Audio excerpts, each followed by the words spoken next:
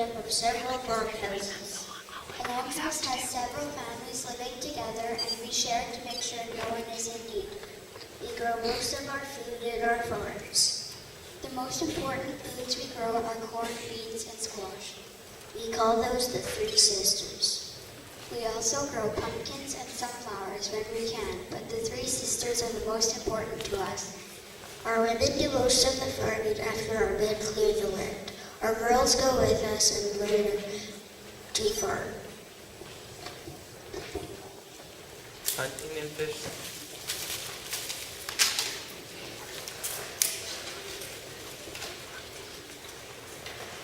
Lights on. We are the Iroquois. We are the Huron. Our men spend time in summer hunting for beavers, porcupines, and otters. They spend time fishing in the spring and in the fall. In winter, our men can travel long distances on snowshoes to hunt bear, deer, and moose. They also find different roots and berries and nuts to shed their longhouse communities. Our boys go with us and learn how to fish, hunt, and gather. Across.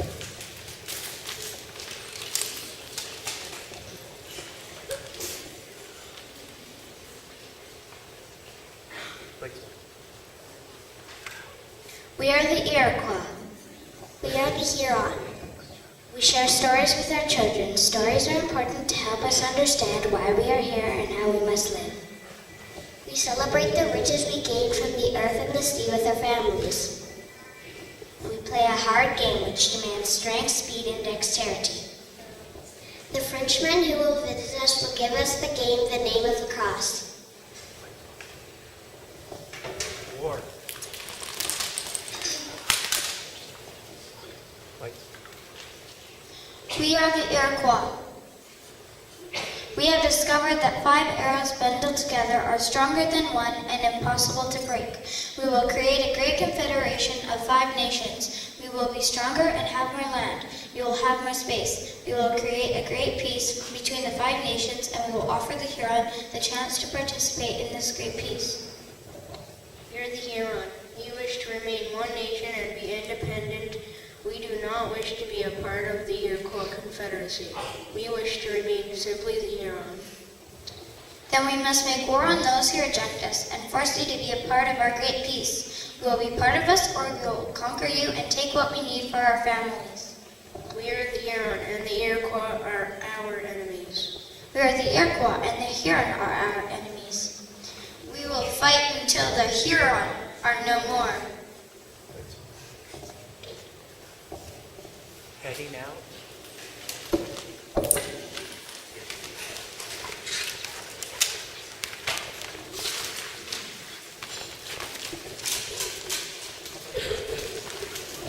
I am Samuel de Champlain, and this is the journal of my 21 trips across the Atlantic Ocean to the New World. We left France on March 7, 1604, and have been sailing for 2 weeks on 5 large ships carrying 120 colossus. Some are doctors, others are soldiers. We have priests and carpenters, and we are going to live in the New World. When we land, we will name it Acadia.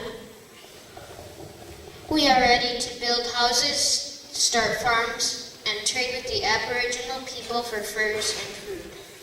We will also try to bring them to Christianity. I have met these people before, and I am friends and allies with the people that call themselves the Huron, or the Algonquin, and the Montagnais. Land.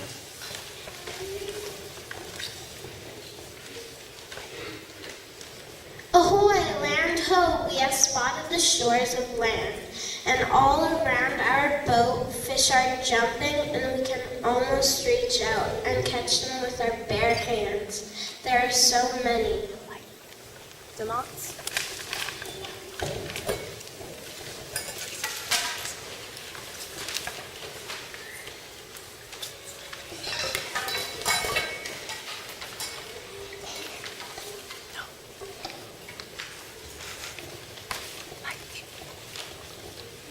What a perfect place for a settlement. Such a beautiful harbor. It will shelter us from the storms and it will hold at least 2,000 ships. I will call this place Port Royal. The plan is to build homes here along the St. Lawrence River. What is this, my fellow traveler Dumont has decided that he does not like this place, and he wants to look elsewhere. He wants to be right on the open ocean. I'm not sure that is a wise idea, but he is in charge of the expedition and is paying for our trip. So I guess he will make his own decisions. Dumont is in charge of buying and selling all the furs from the Aboriginal people here in the New World. What a responsibility. Shopping?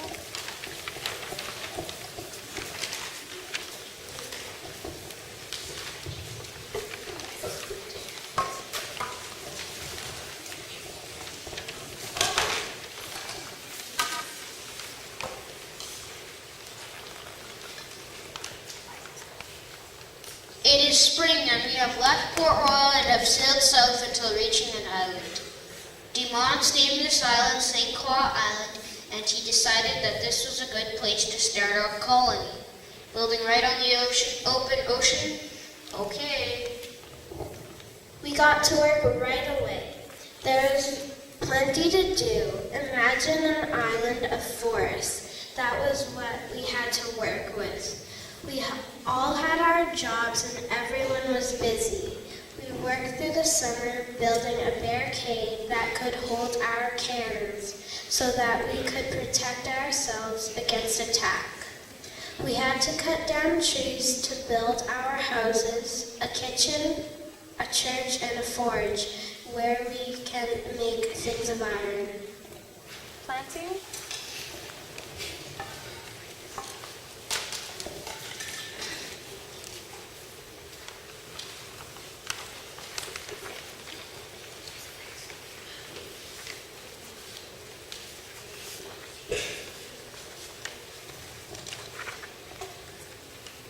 We also had to work hard to make fields where we cut down the trees. Finally, we were able to start planting food. Unfortunately, the land does not seem very good for planting. It's very sandy. We will do our best. Now I hope we're ready for winter. 6.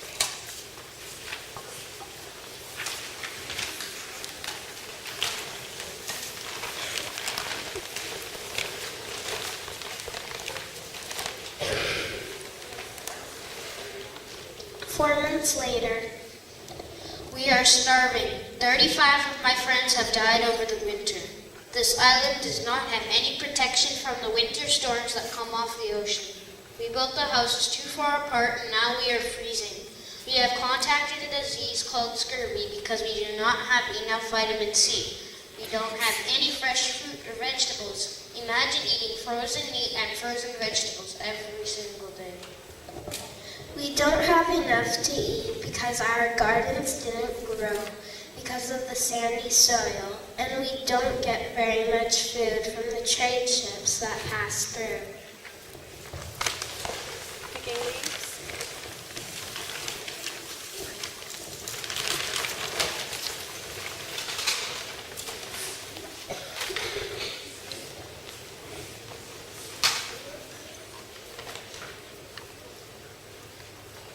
Thank the Lord for the Algonquin people. If it were not for them, we would all have perished at St. Croix. When they learned of our sickness of scurvy or lack of vitamin C, they taught us the cure.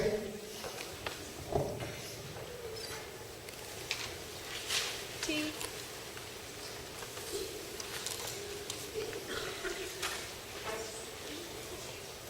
They showed us how to use the leaves of the white cedar tree by boiling them to make a very bitter tea. Those trees are everywhere. The cure had been just outside our door, and we knew nothing. Thanks to the Algonquin people, we now know how to get the vitamin C our bodies need so we don't get sick. Breathing?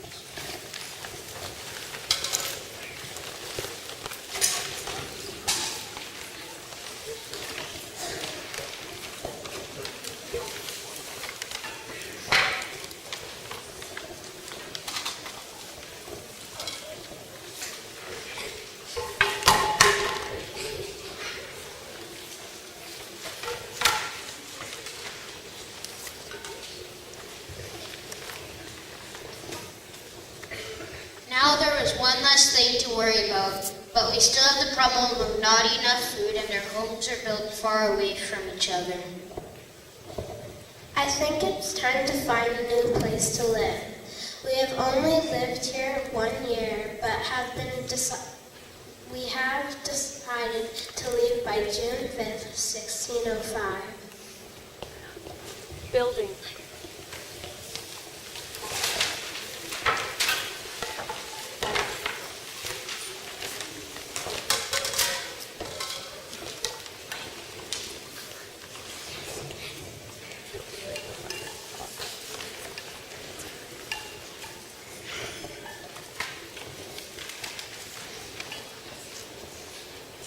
We are heading back to Port Royal to start again. This time we will learn from our mistakes and hopefully we will have a better year. We will build a large storehouse to hold extra food. We will build our houses closer together for warmth and we will save the leaves from the white cedar tree for winter vitamin C. 1607. Fire.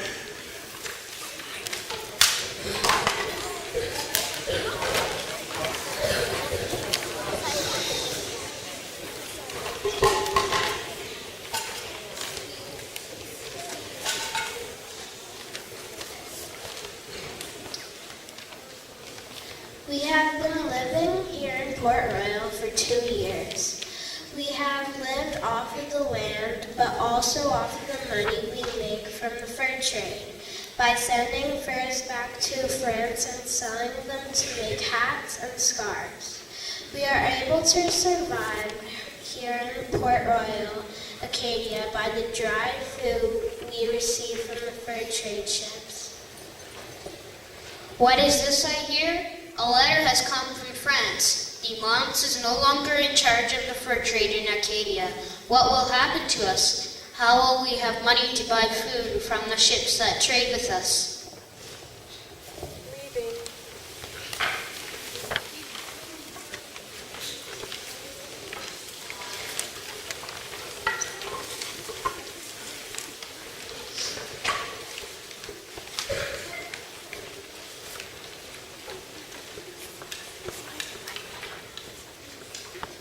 We have all decided to return to France. We will leave September 3rd, 1607, barely enough time to pack up the colony to head home. In 1608, I went to work right away on settling a new colony. I called it habitation.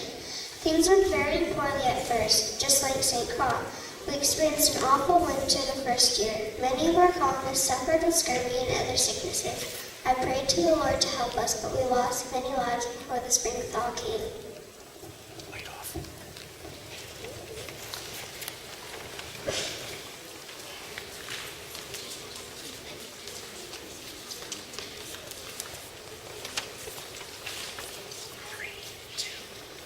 I wanted to make new colonies throughout New France. One good thing that happened during that first winter at Habitation was a new friendship made with the Montagnier peoples. They helped us as well as the Huron did. We also learned of their fighting with the Iroquois as well, and we said we would defend them if our trouble ever arose. Light off.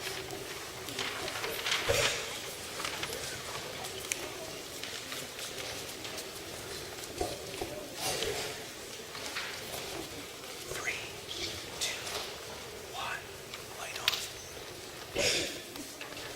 I had no idea that our friendship with the Montagnier and Iroquois would be tested so soon.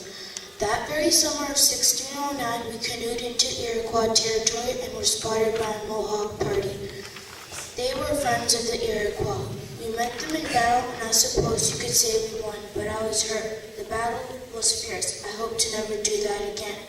If we can scare the Iroquois away, my friends, the Hurons, can go into their lands to do more trapping.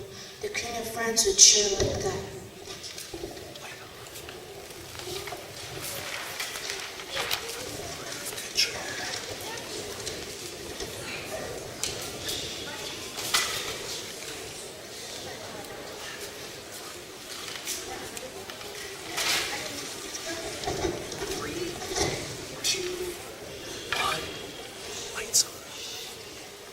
I'm began the club. The winters here are so long and so harsh, everybody needs some good cheering up.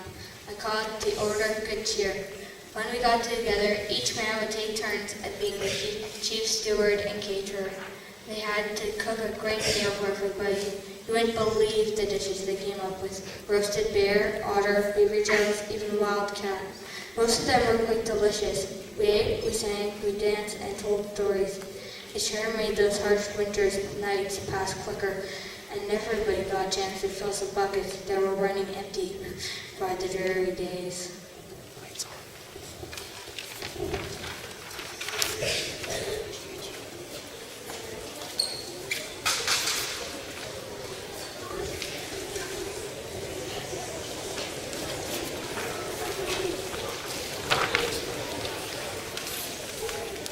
3, 2, 1.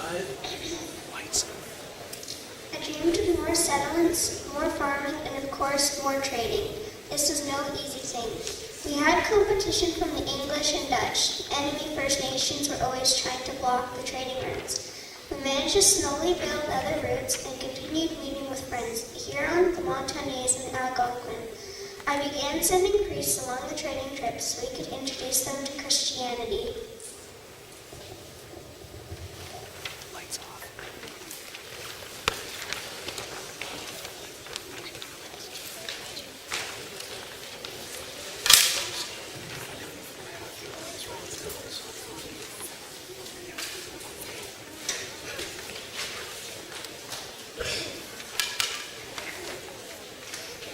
Three, two, one.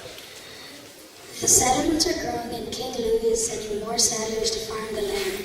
Our friends the Huron have showed us this is good land to farm. They sure love their corn and squash. I've been told by the king has also offered married settlers money if they have large families in order to grow the settlements more quickly. I know that I too have been wanting children of my own. Right now I'm speaking with some Montagnais friends. They say we may be able to adopt some orphan girls. We're so excited that we already have names picked out: Faith, Hope, and Charity. Lights off. Okay.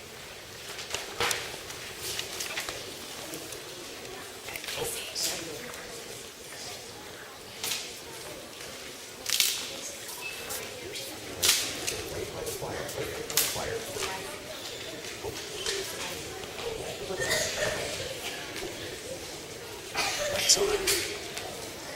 Much more what happened and much more was accomplished. We made plenty of mistakes too. There are times we thought we understood the Huron perfectly, but boy, did we ever get some important things wrong. If only we had taken the time to understand our friends better. I've discovered that we all really wanted the same thing: homes, land to farm, a life for our families. We may have wanted these things so badly that we forgot to share with those who were here first, who welcomed us to their land. In the beginning, all we thought was about spices, gold, furs. It took longer for me to see how beautiful Canada is. Trees of many kinds, rivers and mountains. Maybe these things are the country's greatest treasure. I wonder if we will ever learn to share, to be friends who give and not just take. I wonder if we will ever learn to see others as created in God's own image. I hope so. Good friends make for great neighbors.